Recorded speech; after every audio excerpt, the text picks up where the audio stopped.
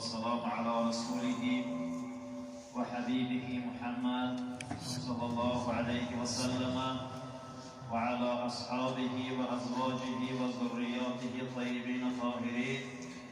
أما بعد، السلام عليكم ورحمة الله وبركاته. برادران اسلامی و برادران ایمانی، سلسله بحثمان درباره اخلاق و تربیت. کوشش کردیم که بار اول از نول این مسئله رو برداریم و سبب اخلاق و تربیت را از دیدگاه دین فهمیم. سوالی که میان میبیاد که آیا اخلاق و تربیت از جانب دین است یا از جانب علم و پیشروی تکنولوژی؟ امروزه معاصره که پیشرفت است، کدامی هم یا تربیت داده میتونه. کتابی که رئیس انجمن بهخداهای امریکا سال 2015 چاپ کرده بوده، نام کتاب مورال آرک، یعنی که زانتیک اخلاق. این شخص نامش مارکل شرمر گفته است که در جامعه هایی که دیندارند اخلاق به نهایت بده. اخلاق و تربیت یگان در رابطه با دین ندارند. اخلاق و تربیت این زاده علم است. دلیل آورده سونامی که در یابانیا شد. وقتی که در یابانیا سونامی شد و طوفان خیز ژاپن را کلید کرد، کوچه ها پر از طلا و پول مردم بود. مردم ژاپن یگان تنگه و طلا را چخه نشدند. تربیت شما دیدید مگه پروای خدا و پیغمبر ندارن مگه یو؟ اگر در جامعه های اسلامی میشد مگه یک دونش نمیبود. در کتابش دلیل آورده. دویم گفته در شهرهای فرانسه و اسپانیا و انگلیه که همه کاتولیکن سیر در دین داده می شود. در قطعه های افریقای شمالی از آن جمله آسیا گفته مسلمان نشینش زیاده. نسبت کشورهایی که به خدا و پیغمبر و قبله ایمان ندارند گفته ابورت کردن 1000 مرتبه زیاده. جامعه هایی که به خدا باور دارند گفته هر روز هزار کودک میگن ابورت میکنن. ما به خدا ایمان نداریم، این انسان اتئیست است.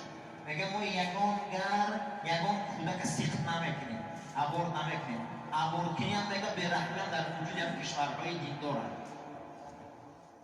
آیا میگه همین اخلاق ای دین سرچشمه میگیره یا از علم؟ یک تا به یک تا اکنون او سوال بده سکو باید جواب دهیم که همین آداب از کجای اخلاق تربیت. این در کتابش آورده از یک سلسله بحثایی. اصلا علم چیه خودش؟ علم دینی ما چراغ میگه. العلم نور، علم چراغ است. حضرت رومی گفته که شو دزد با چراغ آید گزیده تر برد کالا. اگر در دست دزد بوده چراغ و فنری باشه بوده خوش دوزی میکنن. علم اگر چراغ که باشه این در دست کی میغلطه باید فکر کنیم. اگر در دست همون آدمایی که دشمن دین باشه غلطه این علم و خوشروتر باده دشمنی میکنن. اما این علم اگر در دست دیندار غلطه این دیگه خیلی استفاده میکنن. انا اکنون جواب دادیم علمای اسلامی در کتاب گفته که علم تولد کننده اخلاق است. علم تولد کننده تربیه است. گفته من امریکا اینقدر در علم و تکنولوژی پیشرفت اما اکنون تحلیل میشود که اخلاقشان کمتر است. در دنیا مجموعاً در خود امریکا دانشگاه‌هایی که در نیویورک تحقیقات گذراندن معلوم کردن امروزه آمار همین دنیا را همگی 80 نفر انسان اداره میکردن.